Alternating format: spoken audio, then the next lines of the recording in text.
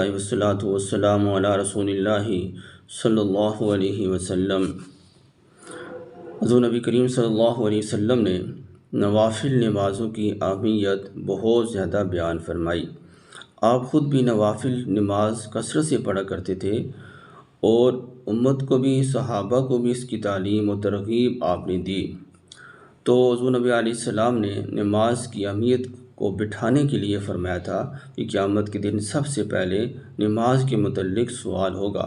نمازوں میں سے بھی فرض نمازوں کا حساب پہلے ہوگا۔ اگر جس بندے کی نماز کا حساب مکمل ہو گیا، وہ اس میں کامیاب ہو گیا، فرمایا کہ وہ بمراد ہوگا، کامیاب ہوگا۔ اگر نمازوں میں کمی بیشی نکل آئی فرض نمازوں میں، تو اللہ تعالیٰ حکم دیں گے کہ دیکھو اس کے نامہ اعمال میں کوئی نوافل نماز بھی ہے کہ نہیں۔ اگر نوافل کا ذخیرہ ہوا تو اس کے ذریعے سے فرائض کی کمی بیشی کو پورا کیا جائے گا، اگر نہ ہوا تو پھر بات خسارے والی ہے۔ تو اس لیے حضور نبی علیہ السلام نے نوافل نمازوں کی کثرت فرمائی، امت کو تعلیم و ترغیب دی، جس کی طرف آج ہماری توجہ بالکل نہیں ہے۔ مساجد کے اندر بھی لوگ فرائض پڑھ کے بھاگ جاتے ہیں، مساجد خالی ہو جاتی ہیں۔ جمعہ کے دن بھی دیکھیں مسجد فل ہوتی ہے، جیسی جمعہ کی نماز مکمل ہوتی ہے اور لوگ چلے جاتے ہیں، تو نوافل کی اور سنت کی اہمیت ہمارے دلوں سے نکل چکی ہے۔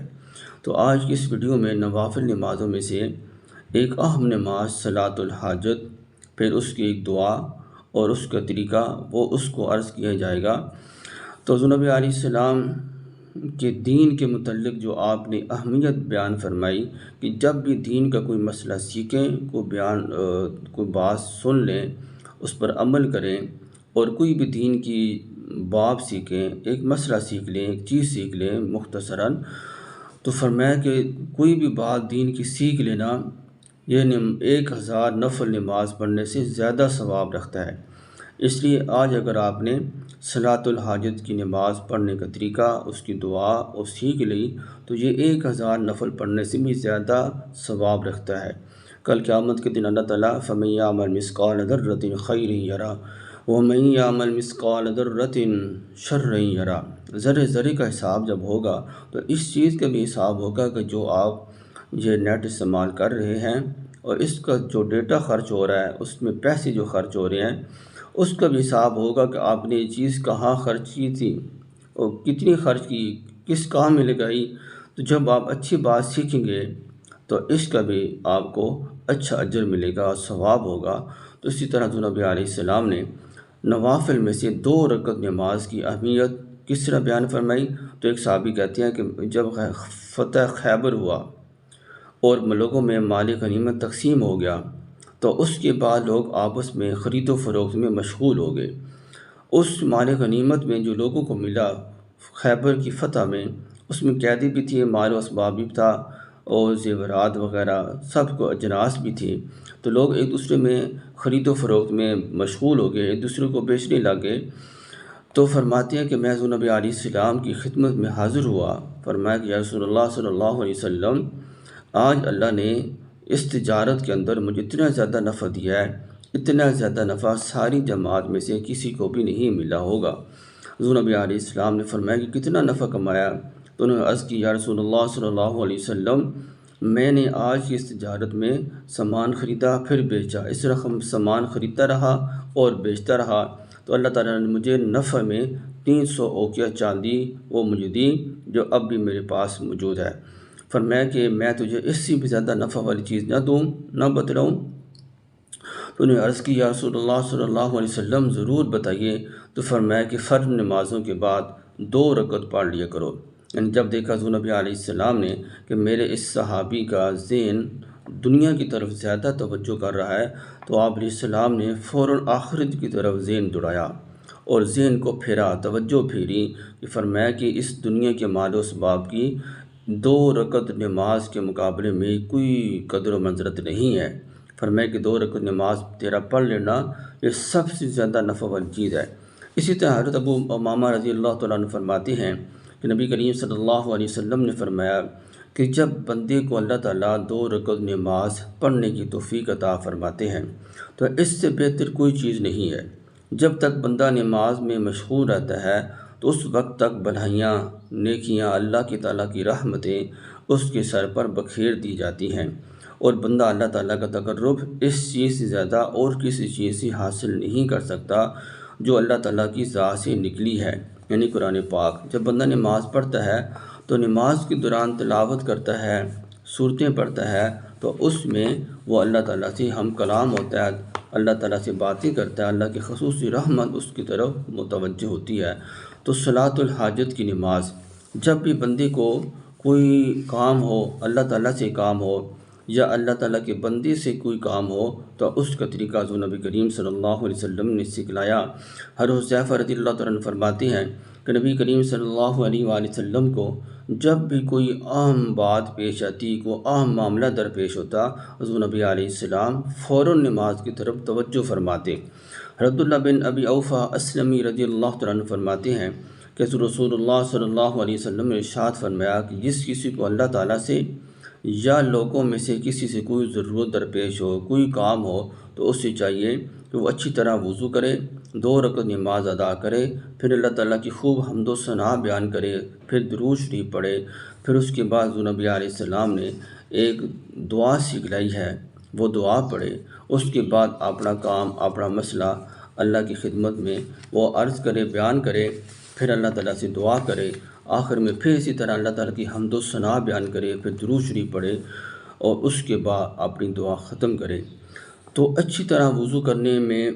یہ بھی چیز شامل ہے کہ شروع میں بسم اللہ پڑھیں، مسواک کریں، اور وضو کی دعائیں پڑھیں، دعائیں نہیں آتیں تو استغفار پڑھتے رہیں، اور اس کے بعد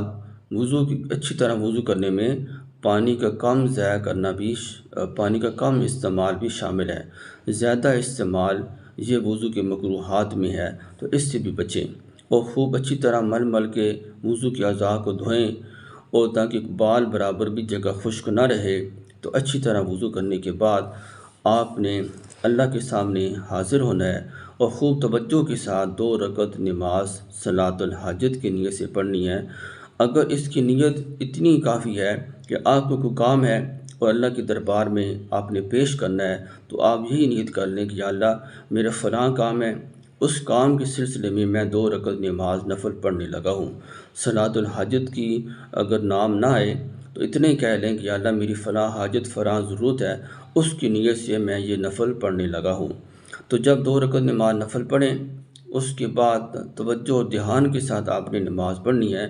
اور خشوع خضوع اور توجہ و دھیان نماز کا یہ ہے کہ جب آپ نماز ختم کر چکیں تو آپ کو اتنا معلوم ہو، اتنا یاد ہو کہ پہلی رکعت میں نے کون سی صورت پڑھی تھی، دوسری میں کون سی پڑھی تھی،